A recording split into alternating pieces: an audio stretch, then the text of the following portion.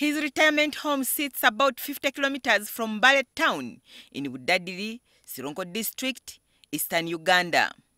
Stephan Kidale Muduku lost his wife in 2008 and now lives alone in a two-bedroomed house that his children built for him. He walks with difficulty after an accident that broke his leg. Born in 1931, Muduku was one of the first Legislative Council MPs. He represented the then Bugisu Northwest in the Greater Mbale district. Muduku was one of the delegates who attended the London conference to discuss with the Queen of England how power would be relinquished to Uganda. But during the debate, Muduku says there were many divisions that nearly failed Uganda's bid for self-rule from its colonial masters. It was the idea that the British wanted to mix us so that Buganda could separate from the rest of Uganda. And that was their idea. That was their will. They didn't like unitary government. And yet we insisted on what? Unitary government. For the Kabaka of Uganda, Edward Muteesa II, to accept to be part of the group pushing for a united Uganda, one of the conditions he said was to be allowed to nominate his own MPs from Uganda to Parliament. And at the same time, accepting his party called KY, Kabaka Yeka party. So the rest of Uganda accepted his request so that we can push this man to be together before the British can release powers to us. And it was done by Obote through negotiations with the King of Uganda. After Milton Obote had achieved that, they returned to Uganda to organize for independence. But according to Muduku, Obote had another mission. In 1961, we were in the government. DP was in the government. But after London conference, these people conspired to throw us. And they did so. They conspired with Kabaka. They go to Kabaka's bunch of members and the UPC members, enabled them to form the government.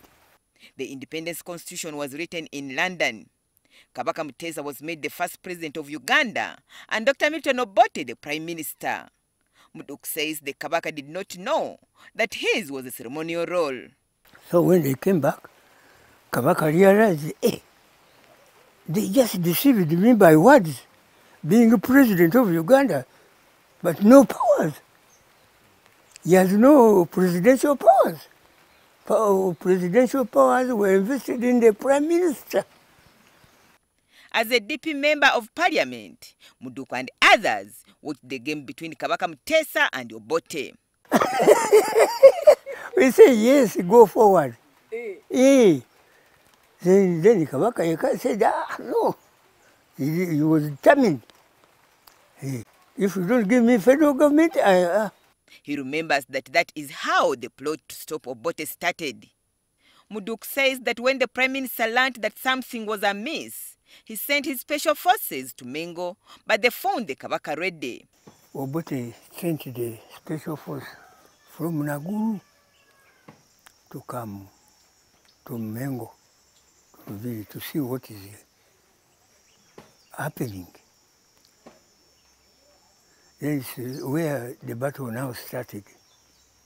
And that was how the 1966 Uganda crisis started.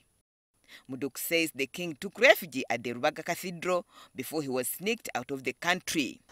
Kabaka was dressed in Ligandula. Magandula gave us Sodoti. Like a father. Like a father. He put on sapuli and all this. So wherever he passed, he's a priest. He escaped that way up to Rwanda. So from Rwanda is where the Kabaka got what? A flight to London for refugee. After that, Obote called a parliamentary session where a motion was tabled, discussed, and a resolution was made. We elected Obote to become a president immediately. to sit on the chair. While Obote was president, Muduku was appointed to travel to Zanzibar to represent Uganda as they celebrated Independence Day. He was to return to a completely different Uganda. But when I was coming back, is when I learned at the airport in NTV that government bambi.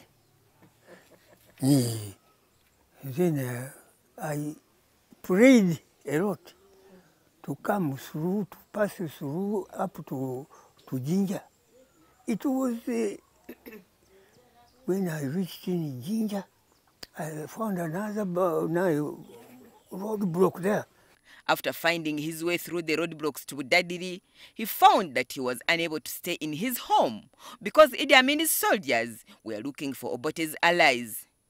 They attacked my house several times, about 7 while they were looking for me. And I did not stay there. Immediately, I had to find out a way. I ran away to the forest. Muduku only came out of the bush when he heard that Amin was visiting his constituency. It set me free, not to be included into those who are going to be killed tomorrow. Despite the fact that he is at peace, he finds it hard to put food on his table. He wants government to specially recognize those who were part of the struggle for Uganda's independence, since few are still alive. And it's good we will be thankful to the present government if he to recognize us and give us something worthy our struggle and the sweat that we gave to Uganda. Muduku has received a number of medals for his role. Agnes Nandutu, NTV Living History.